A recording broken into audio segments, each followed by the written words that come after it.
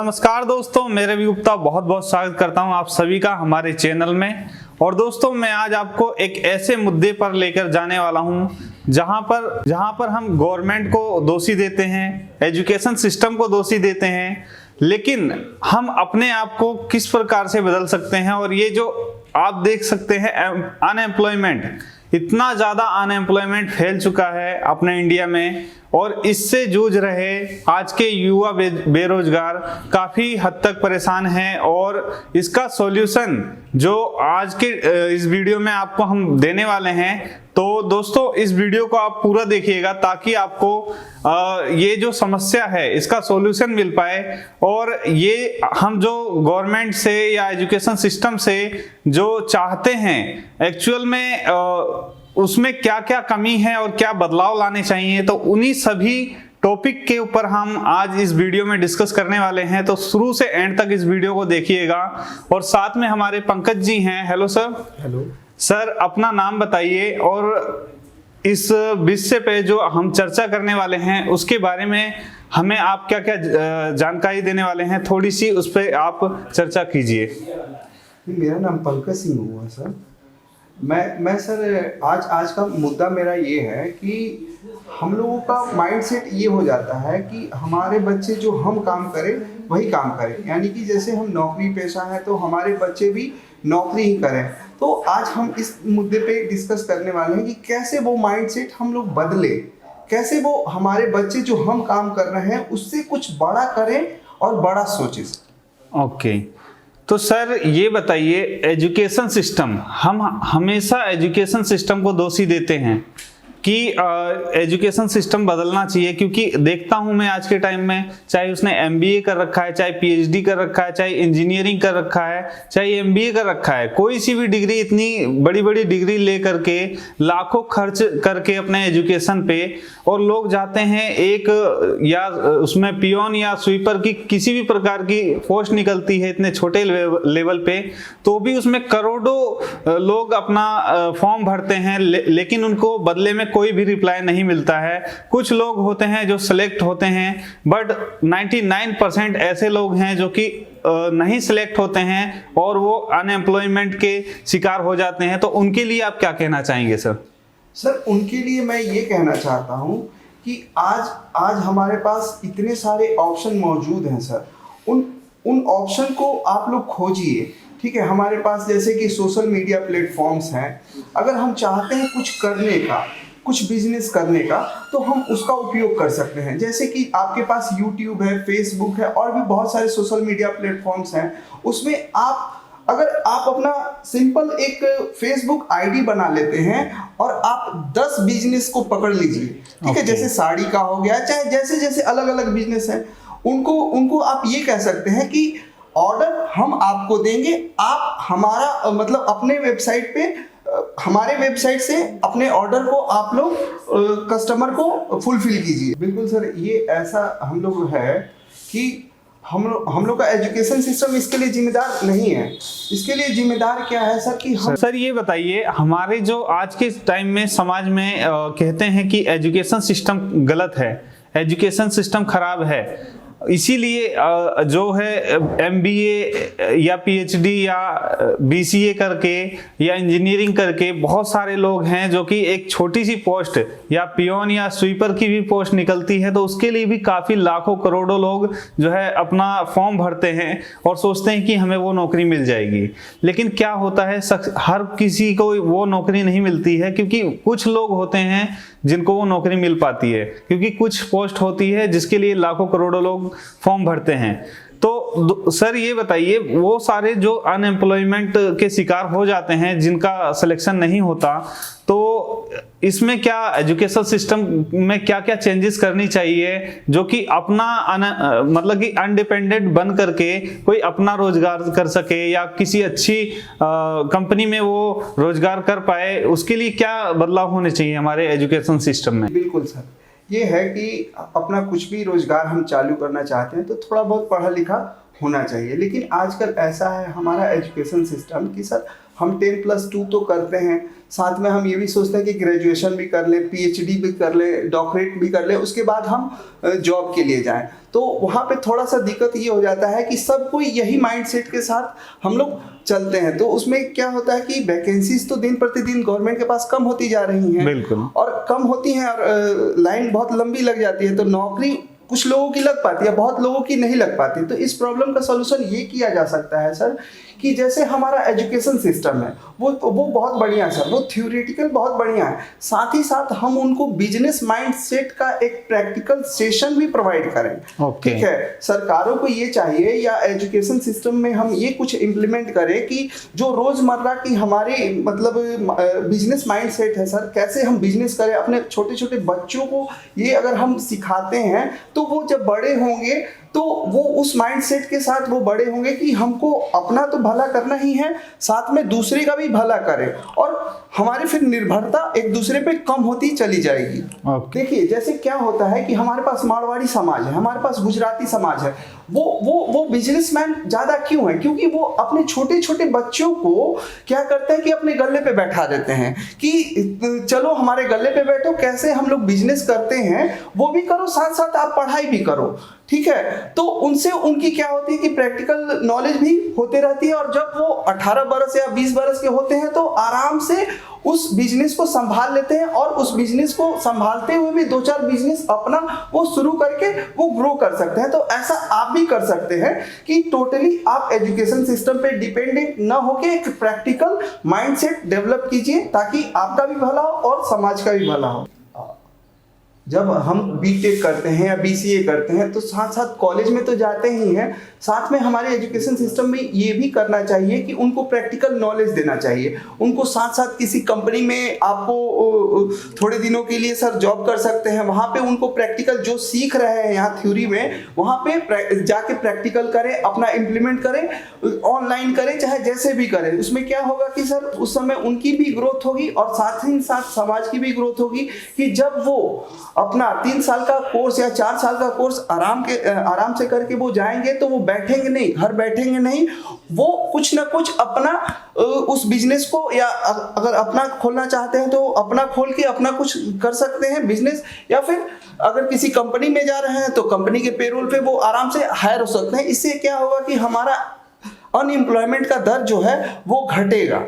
Sir मैंने ये word बहुत लोगों के मुंह से सुना है कि गरीब और गरीब होते जा रहा है और अमीर होते जा रहा है, तो ऐसा लोग क्यों कहते हैं? और ऐसा प्रैक्टिकली भी देखने को मिलता है कि जो गरीब है, जो गरीब तबके के लोग हैं वो गरीब ही रह जाते हैं, और जो अमीर हैं वो और अमीर होते चले जा रहे हैं। तो इस पे आपका क्या राय है सर? सर ये आप बिल्कुल सही क्वेश्चन कह रहे हैं सर कि देखिए जैसे कि गरीब लोग और गरीब होते जा रहे हैं, अमीर लोग अमीर होते जा रहे हैं, ये टोटल माइंडसेट होता है सर।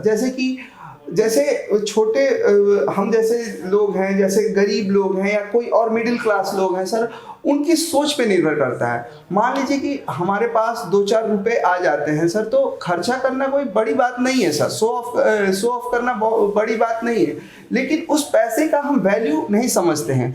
ठीक है, जैसे मैं आपको एग्जांपल देता हूँ कि हमारे देश के किसान हैं, वो अपना अनाज वगैरह स्टोर करके रखते हैं। ठीक है, स्टोर करके रखते हैं, वही अनाज 1 साल 2 साल 3 साल तक स्टोर करते हैं, वही सब कुछ उनका वही रहता है। साथ ही एक बिजनेसमैन क्या करता है कि उस किसान से अनाज तो परचेज कर लेता है, और वो जो अनाज परचेज करता है उसको मंडी में ले जाके बेच देता है, और उसी पैसे के ब्याज से वो अपना खर्चा चलाता है, यानी उसका पैसा भी सेफ रहता है, साथ ही साथ उस पैसे के ब्याज से उसका गुजारा और भत्ता वगैरह सब कुछ चलते रहता है। तो थोड़ी सी ये माइंडसेट हमें भी बदलनी पड़ेगी कि हम उस बचत के बारे में सोचें कि उस पैसे को बचा के कैसे दूसरी जगह पे इन्वेस्ट करके उसका एक रिटर्न ले सके। इस तरीके से हम अपने सोच को बदल सकते हैं। साथ ही साथ क्या होता है कि जैसे आप यूएसए में, अमेरिका में, चाहे दूसरे देश में जाते हैं तो बच्चे जो एजुकेशन सिस्टम है वहाँ का, तो थ्योरी तो चलता ही चलता है, साथ में वहाँ पे प्रैक्टिकल भी सिखाते हैं। जैसे कि बच्चे मान लो 17-18 साल के हो जाते हैं तो उनके हाथों में हुनर भी आ जाती है सर। थ्योरी, मैं ये नहीं कह रहा हूँ कि थ्योरी मत करो या प्रैक्टिकल ही करते रहो, ये नहीं करो, दोनों साथ ही साथ चलते रहता है। तो जब एक बच्चा जो 18 साल 20 साल का होता है तो वो फिर जाता है तो उसको आराम से नौकरी भी मिल सकता है और वो आराम से बिजनेस भी कर सकता है। बिल्कुल सर, ये बताइए, बेरोजगारी एक अहम मुद्दा है, लेकिन इसके लिए एजुकेशन सिस्टम और गवर्नमेंट को ही हम जिम्मेदार मानते हैं, लेकिन इसके लिए हम अपनी तरफ से अगर कुछ करना चाहें, हमारा युवा समाज कुछ करना चाहे तो वो क्या कर सकते हैं इसके लिए? सर उसके पास आज के डेट में सर बहुत सारे ऑप्शन मौजूद है। सिर्फ अपना माइंडसेट आपको बदलना है। आपको जॉब, मान लीजिए कि आपका माइंडसेट है जॉब करने का, तो जॉब करिए सर, लेकिन आप मल्टीपर्पस होके सोचिएगा, तभी कुछ लाइफ में एक्सेल कर पाइएगा। आपके पास सोशल मीडिया प्लेटफॉर्म्स हैं सर, और भी बहुत सारे ऑप्शन हैं। आपके अंदर जज्बा, आपके अंदर जुनून होना चाहिए सफल होने का, कामयाब होने का, ठीक है। अगर आपके अंदर ऐसा सफलता का कीड़ा है तो आप कुछ भी कर सकते हैं। जैसे कि मैंने कहा सोशल मीडिया प्लेटफॉर्म, आप खुद का एक वेबसाइट चलाकर या चैनल चला के सर उसका मार्केटिंग कीजिए। मार्केटिंग ऐसा कीजिए कि मान लीजिए कि 10 बिजनेसमैन हैं, उनके पास वेबसाइट नहीं है, उनका माल पड़ा हुआ है, वो आपके वेबसाइट या चैनल पे उस प्रोडक्ट को लॉन्च करे और आपका जो चैनल हो वो 10 कम से कम लाख लोग उसको व्यू करें। तो उससे क्या होगा कि उस प्रोडक्ट की मार्केटिंग होगी, और जब प्रोडक्ट की मार्केटिंग होगी तो उस बिजनेसमैन की मार्केटिंग होगी और बिजनेसमैन का प्रॉफिट होगा सर। तो ऐसे आप बिना इस इन्वेस्टमेंट के भी बहुत पैसा आराम से कमा सकते हैं। सर आज के समाज में इन्वेस्टमेंट, बिजनेस करने के नाम से लोग सोचते हैं यार इन्वेस्टमेंट बहुत ज्यादा लगेगा, और हम अगर बिजनेस करते हैं तो मान लीजिए हमारा बिजनेस नहीं चला तो हमारा सारा पैसा डूब जाएगा। तो आज के युवा लोगों की ये मेंटेलिटी हो गई है, इस वजह से वो एक जॉब में ही फंस करके रह जाते हैं। तो आप इसके लिए क्या राय देना चाहेंगे कि वो अपना बिजनेस स्टार्ट करें, या अगर उनकी इतना इन्वेस्टमेंट नहीं है तो वो किस प्रकार से अपने बिजनेस को स्टार्ट कर सकते हैं? देखिए आजकल ऐसा दौर है सर कि बिजनेस करने के लिए कोई पैसे की जरूरत नहीं है सर। मैं ये यकीन जानिए कि कोई पैसे की जरूरत नहीं है, सिर्फ और सिर्फ आपके सोच की जरूरत है। देखिए आजकल देखिए रिसाइकलिंग का बिजनेस है सर, कि आप मीशो है, जैसे कि मीशो एक प्लेटफॉर्म है सर, उसने लाख जो बिजनेसमैन है उनको अपने साथ जोड़ रखा है सर। मीशो का जो प्लेटफॉर्म है सर, आप देखिए कि जैसे हमारे पास बहुत सारे ऑप्शन है। हम अपना यूट्यूब चैनल खोल सकते हैं, फेसबुक से अपना मैनेज कर सकते हैं, ट्विटर, बहुत सारे ऑप्शन, ऑनलाइन प्लेटफॉर्म्स हमारे पास। हाँ, आज के टाइम में बहुत सारे ऑप्शन हैं हमारे पास, जिसमें कि जीरो इन्वेस्टमेंट करके भी हम बहुत सारा अर्निंग कर सकते हैं। ओके, तो यहाँ पे सर ने आपको बताया कि आप फेसबुक का या यूट्यूब का या इंस्टाग्राम का, इस पर अपना फेसबुक पेज बना करके उस पर एड लगा करके, और ऐसे मीशो एप्लीकेशन के बारे में बताया कि ये एक सर ये बताइए, क्या आज के समाज में जो युवा लोग हैं उनको जो बेरोजगारी से जूझ रहे हैं, क्या उनको अगर अपना बिजनेस करते हैं तो क्या गारंटी होती है कि उनका बिजनेस सक्सेसफुल रहेगा, या उनको पहले से इसकी ट्रेनिंग लेनी चाहिए, या जो मतलब कि बहुत बड़ी बड़ी डिग्री लेकर के बैठे रहते हैं तो उनको इस मतलब कि प्रैक्टिकली नॉलेज नहीं होती है, तो उनको क्या करना चाहिए, बिजनेस करना चाहिए या नहीं करना चाहिए? बिल्कुल सर, देखिए क्या होता है कि अगर हम नया बिजनेस स्टार्ट करते हैं तो मेरा तो यही सलाह होगा कि सर आप जिसके साथ बिजनेस अपना स्टार्ट कर रहे हैं उसकी सर उसके वेबसाइट से उसका डिटेल निकालिए, गवर्नमेंट की वेबसाइट से डिटेल निकालिए, या फिर जैसे हो आप उनकी प्रॉपर जानकारी लीजिए कि कंपनी जेन्युइन तो नहीं है। अगर मान लीजिए कि बिजनेस हम कर रहे हैं तो वो अपने कस्टमर के साथ सही से बिहेव करता है कि नहीं, उनका ये मकसद तो नहीं कि कस्टमर बना लेते हैं और उनको फिर छोड़ देते हैं सर। उनकी प्रॉपर आप केस स्टडी कीजिए, मेरी यही आपको सलाह है, तभी ही किसी कंपनी में आप जुड़कर काम करिए सर।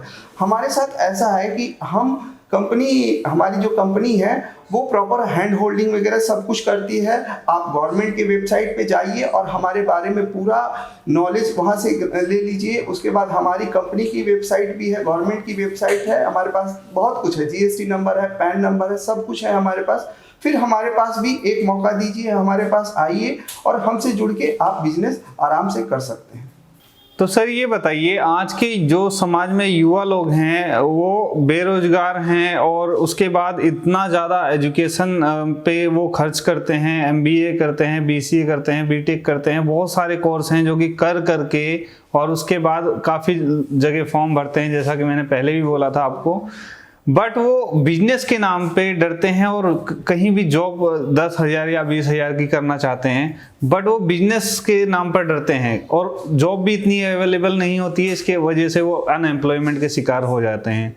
तो वो बिजनेस के नाम पे इसलिए डरते हैं क्योंकि वो सोचते हैं आज मैंने इतना इन्वेस्टमेंट कर दिया, लेकिन कल को मेरा इन्वेस्टमेंट जो मैंने किया है वो डूब गया, नहीं सक्सेसफुल हुआ बिजनेस, तो उसके लिए क्या करना चाहिए? उन्हें बिजनेस करना चाहिए या एक जॉब के भरोसे ही बैठे रहना चाहिए?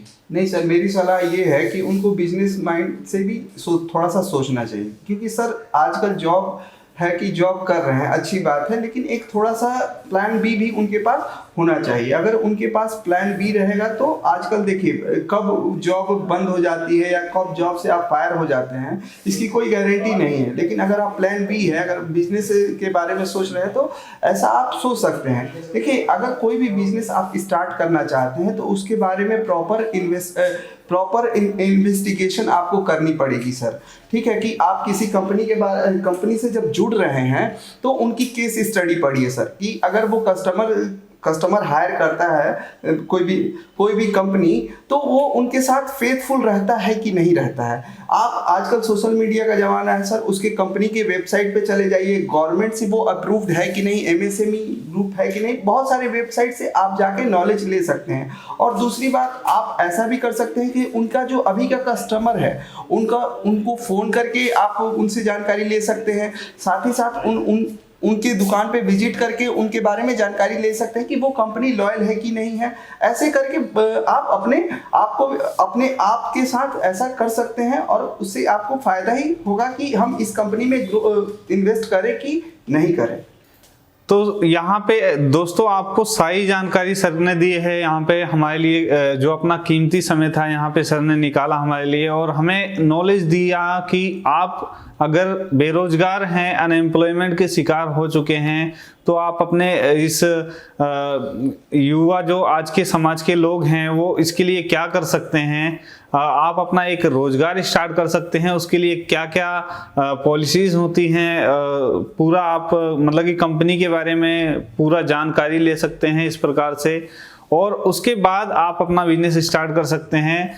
और अगर हम कहें कि एजुकेशन सिस्टम खराब है तो ऐसा बिल्कुल भी नहीं है, एजुकेशन में सुधार होने चाहिए। कुछ सुधार हैं जो कि नहीं किए हैं सरकार ने और सरकार भी इसके लिए जिम्मेदार है। ये सारी चीज़ें आज हमने डिस्कस की इस वीडियो में। तो दोस्तों अगर आपको ये वीडियो अगर पसंद आई हो तो इस वीडियो को लाइक करें, चैनल को सब्सक्राइब करें और दोस्तों इस वीडियो में अभी तक बने रहने के लिए आप सभी का दिल से बहुत बहुत धन्यवाद।